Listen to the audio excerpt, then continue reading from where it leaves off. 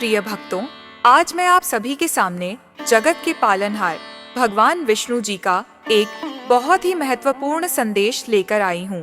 यह संसार कर्म और संघर्षों से भरा हुआ है। हर कोई अपने जीवन में सुख, शांति और समृद्धि की कामना करता है, लेकिन अक्सर बाधाएं हमारे मार्ग को रोक देती हैं। इन सभी बाधाओं से मुक्ति पाने जीवन में हर प्रकार की सफलता और धन पाने का एक दिव्य मार्ग है। यह मार्ग है भगवान श्री विष्णु का पवित्र मंत्र। यह मंत्र अत्यंत शक्तिशाली है।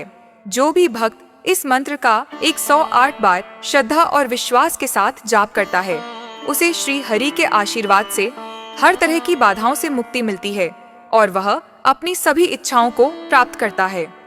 यह मंत्र न केवल आपको बाहरी सुख देता है, बल्कि आपके मन को भी शुद्ध करता है। प्रिय भक्तों, मैं आपको विष्णु पुराण की एक कथा सुनाती हूँ। यह उस समय की बात है जब धरती पर राक्षसों का अत्याचार बहुत बढ़ गया था। मनुष्य और देवता सभी परेशान थे। तब देवताओं ने श्री विष्णु की शरण ली।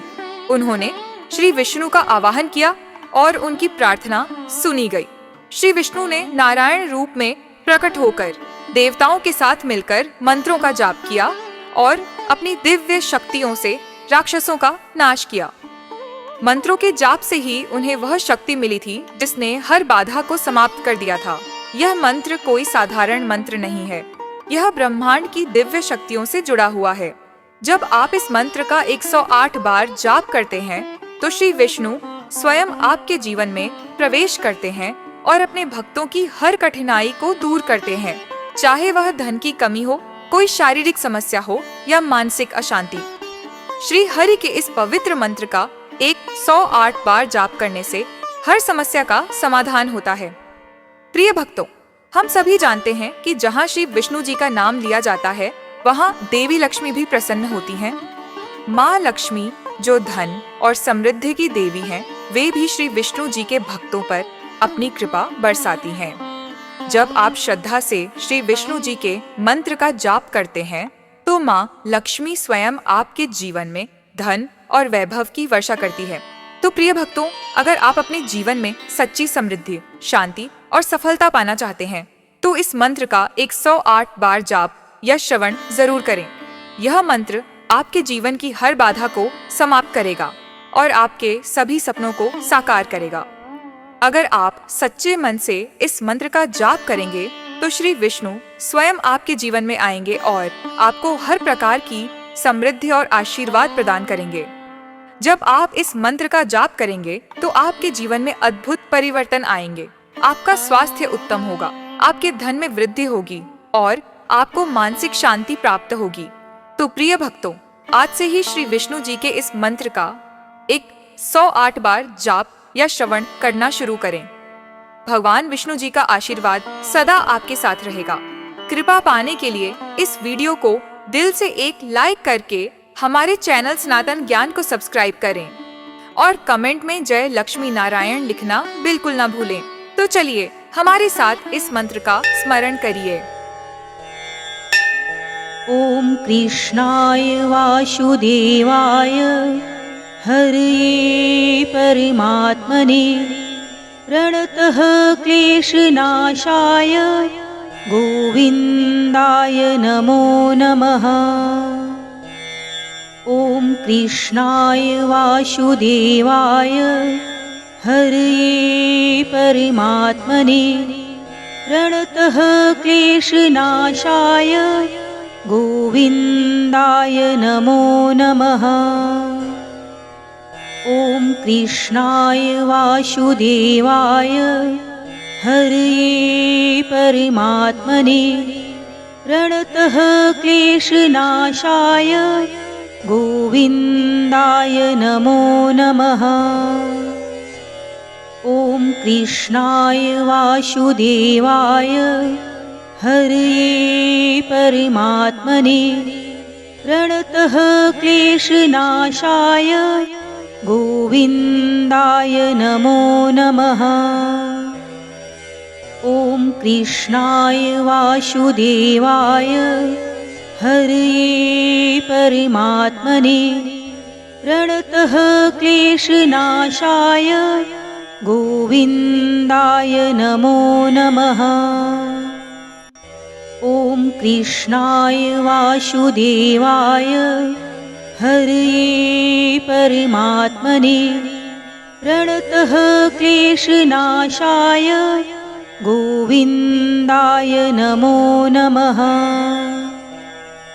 ॐ कृष्णाय वासुदेवाय हरये परमात्मने प्रणतः क्लेशनाशाय गोविन्दाय नमो नमः। ॐ कृष्णाय वासुदेवाय हरये परमात्मने प्रणतः क्लेशनाशाय गोविन्दाय नमो नमः। ॐ कृष्णाय वासुदेवाय हरये परमात्मने प्रणतः क्लेशनाशाय गोविन्दाय नमो नमः। ॐ कृष्णाय वासुदेवाय हरये परमात्मने प्रणतः क्लेशनाशाय गोविन्दाय नमो नमः। ॐ कृष्णाय वासुदेवाय हरये परमात्मने प्रणतः क्लेशनाशाय गोविन्दाय नमो नमः। ॐ कृष्णाय वासुदेवाय हरये परमात्मने प्रणतः क्लेशनाशाय गोविन्दाय नमो नमः। ॐ कृष्णाय वासुदेवाय हरये परमात्मने प्रणतः क्लेशनाशाय गोविन्दाय नमो नमः। ॐ कृष्णाय वासुदेवाय हरये परमात्मने प्रणतः क्लेशनाशाय गोविन्दाय नमो नमः। ॐ कृष्णाय वासुदेवाय हरये परमात्मने प्रणतः क्लेशनाशाय गोविन्दाय नमो नमः।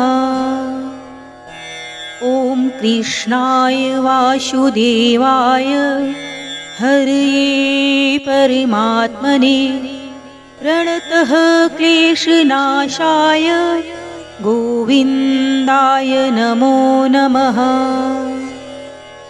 ॐ कृष्णाय वासुदेवाय हरये परमात्मने प्रणतः क्लेशनाशाय गोविन्दाय नमो नमः। ॐ कृष्णाय वासुदेवाय हरये परमात्मने प्रणतः क्लेशनाशाय गोविन्दाय नमो नमः। ॐ कृष्णाय वासुदेवाय हरये परमात्मने प्रणतः क्लेशनाशाय गोविन्दाय नमो नमः।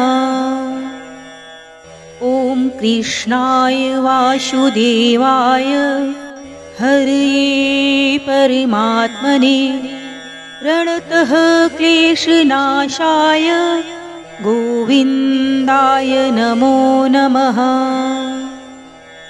ॐ कृष्णाय वासुदेवाय हरये परमात्मने प्रणतः क्लेशनाशाय गोविन्दाय नमो नमः।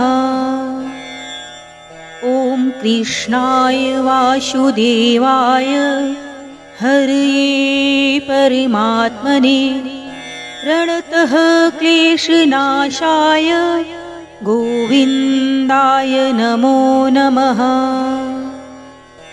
ॐ कृष्णाय वासुदेवाय हरये परमात्मने प्रणतः क्लेशनाशाय गोविन्दाय नमो नमः।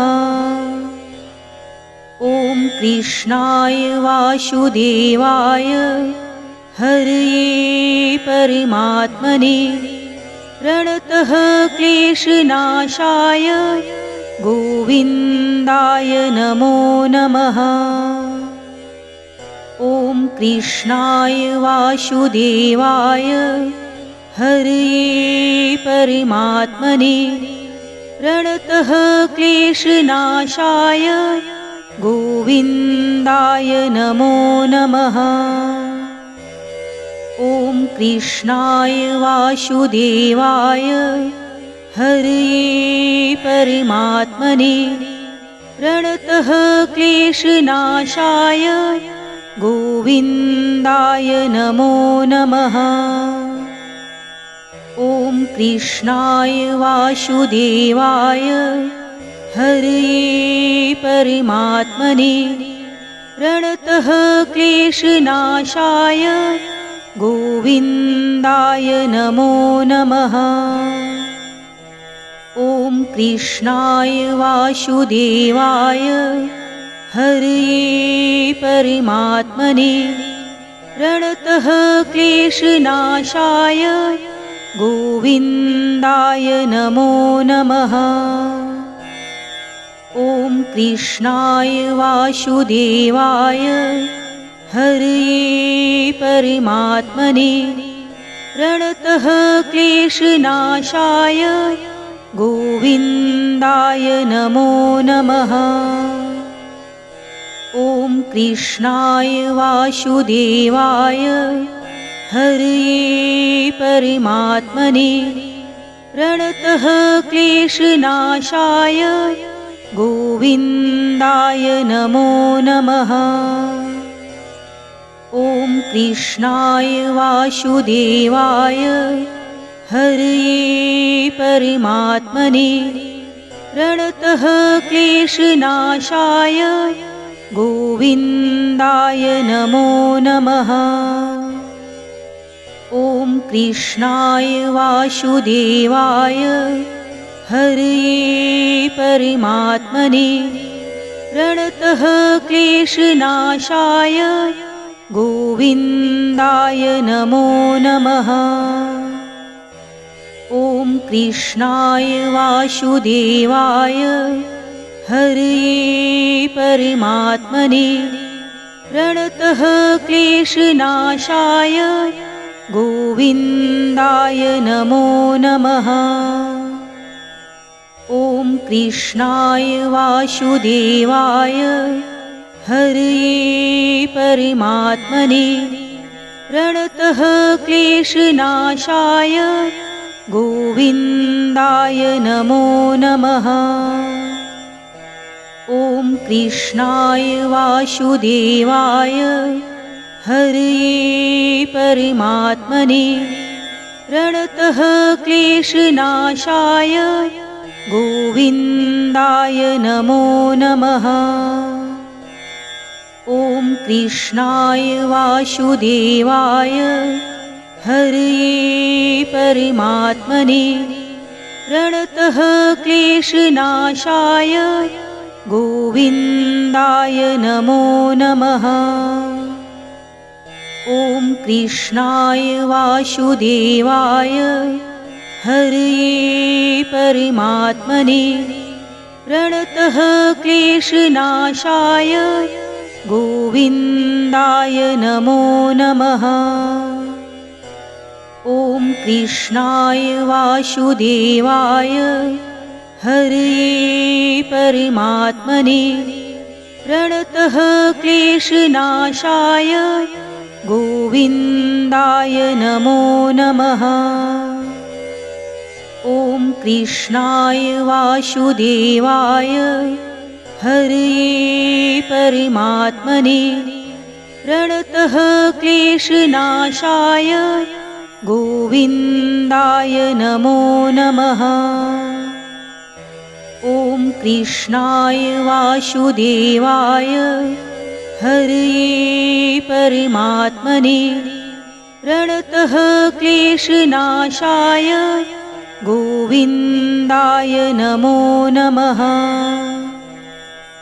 ॐ कृष्णाय वासुदेवाय हरये परमात्मने प्रणतः क्लेशनाशाय गोविन्दाय नमो नमः। ॐ कृष्णाय वासुदेवाय हरये परमात्मने प्रणतः क्लेशनाशाय गोविन्दाय नमो नमः। ॐ कृष्णाय वासुदेवाय हरये परमात्मने प्रणतः क्लेशनाशाय गोविन्दाय नमो नमः। ॐ कृष्णाय वासुदेवाय हरये परमात्मने प्रणतः क्लेशनाशाय गोविन्दाय नमो नमः। ॐ कृष्णाय वासुदेवाय हरये परमात्मने प्रणतः क्लेशनाशाय गोविन्दाय नमो नमः। ॐ कृष्णाय वासुदेवाय हरये परमात्मने प्रणतः क्लेशनाशाय गोविन्दाय नमो नमः। ॐ कृष्णाय वासुदेवाय हरये परमात्मने प्रणतः क्लेशनाशाय गोविन्दाय नमो नमः। ॐ कृष्णाय वासुदेवाय हरये परमात्मने प्रणतः क्लेशनाशाय गोविन्दाय नमो नमः। ॐ कृष्णाय वासुदेवाय हरये परमात्मने प्रणतः क्लेशनाशाय गोविन्दाय नमो नमः।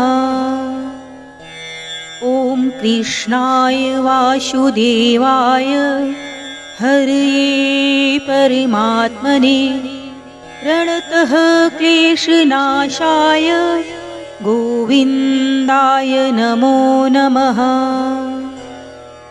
ॐ कृष्णाय वासुदेवाय हरये परमात्मने प्रणतः क्लेशनाशाय गोविन्दाय नमो नमः। ॐ कृष्णाय वासुदेवाय हरये परमात्मने प्रणतः क्लेशनाशाय गोविन्दाय नमो नमः।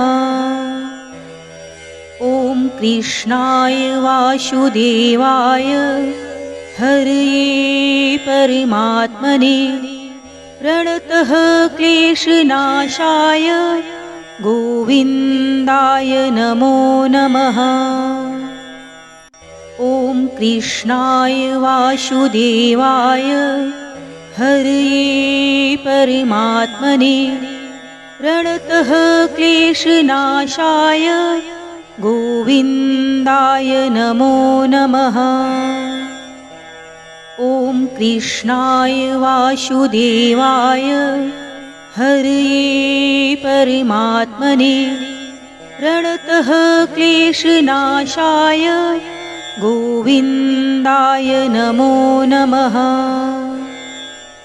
ॐ कृष्णाय वासुदेवाय हरये परमात्मने प्रणतः क्लेशनाशाय गोविन्दाय गोविन्दाय नमो नमः।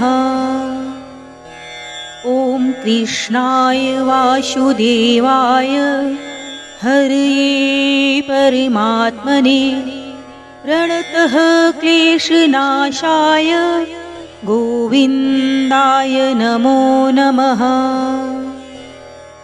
ॐ कृष्णाय वासुदेवाय हरये परमात्मने प्रणतः क्लेशनाशाय गोविन्दाय नमो नमः। ॐ कृष्णाय वासुदेवाय हरये परमात्मने प्रणतः क्लेशनाशाय गोविन्दाय नमो नमः।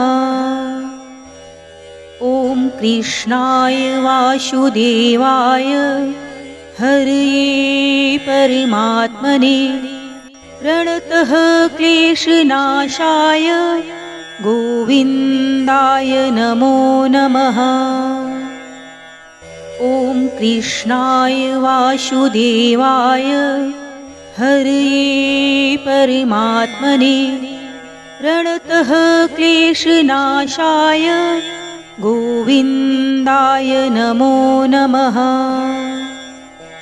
ॐ कृष्णाय वासुदेवाय हरये परमात्मने प्रणतः क्लेशनाशाय गोविन्दाय नमो नमः। ॐ कृष्णाय वासुदेवाय हरये परमात्मने प्रणतः क्लेशनाशाय गोविन्दाय नमो नमः।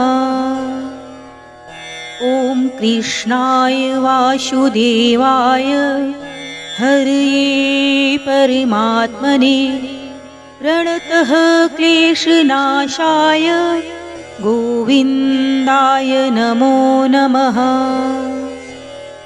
ॐ कृष्णाय वासुदेवाय हरये परमात्मने प्रणतः क्लेशनाशाय गोविन्दाय नमो नमः।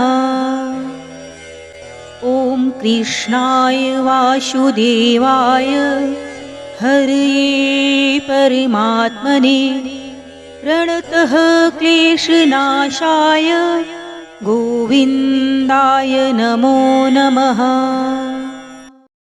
ॐ कृष्णाय वासुदेवाय हरये परमात्मने प्रणतः क्लेशनाशाय गोविन्दाय नमो नमः।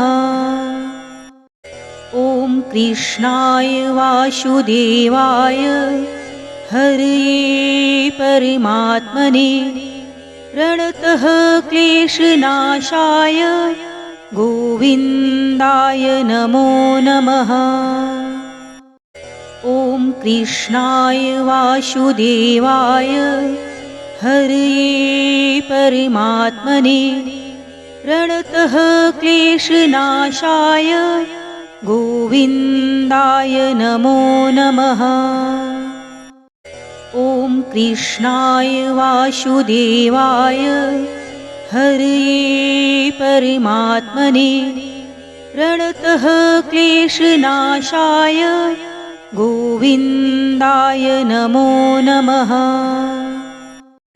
ॐ कृष्णाय वासुदेवाय हरये परमात्मने प्रणतः क्लेशनाशाय गोविन्दाय नमो नमः।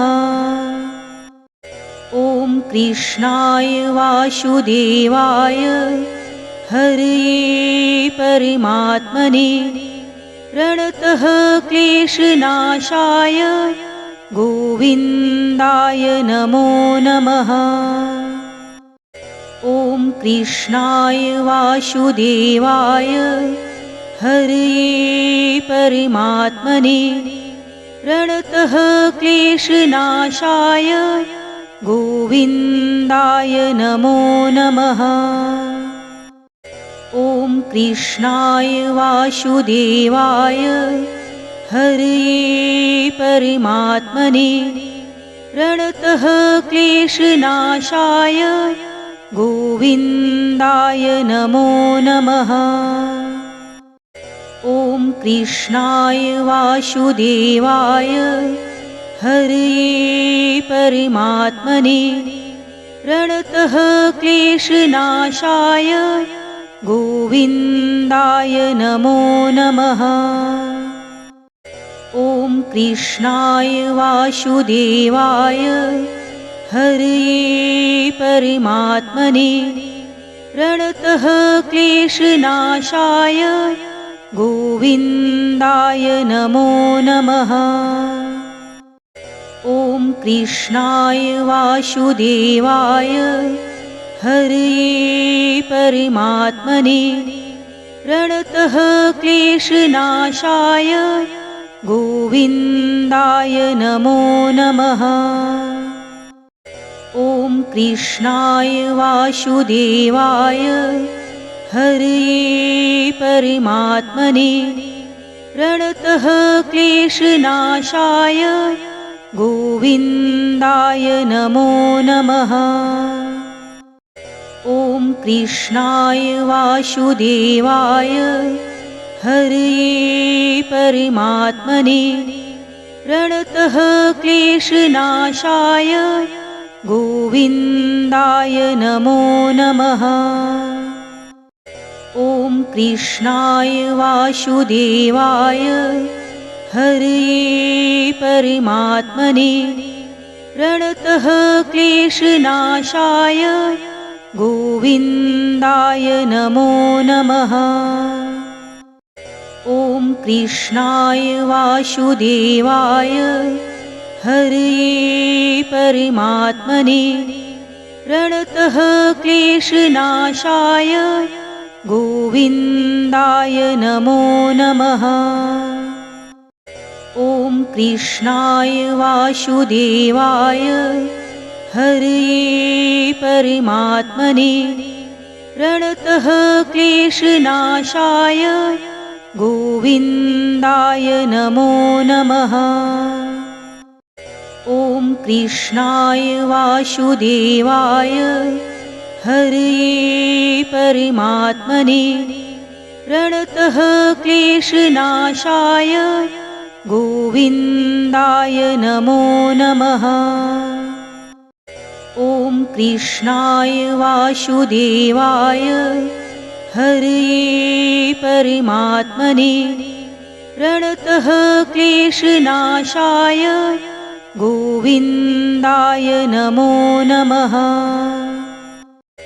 ॐ कृष्णाय वासुदेवाय हरये परमात्मने प्रणतः क्लेशनाशाय गोविन्दाय नमो नमः।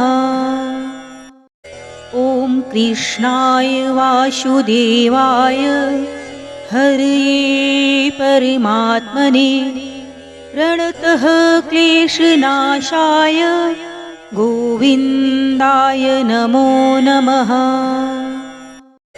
ॐ कृष्णाय वासुदेवाय हरये परमात्मने प्रणतः क्लेशनाशाय गोविन्दाय नमो नमः। ॐ कृष्णाय वासुदेवाय हरये परमात्मने प्रणतः क्लेशनाशाय गोविन्दाय नमो नमः। ॐ कृष्णाय वासुदेवाय हरये परमात्मने प्रणतः क्लेशनाशाय गोविन्दाय नमो नमः। ॐ कृष्णाय वासुदेवाय हरये परमात्मने प्रणतः क्लेशनाशाय गोविन्दाय नमो नमः। ॐ कृष्णाय वासुदेवाय हरये परमात्मने प्रणतः क्लेशनाशाय गोविन्दाय नमो नमः।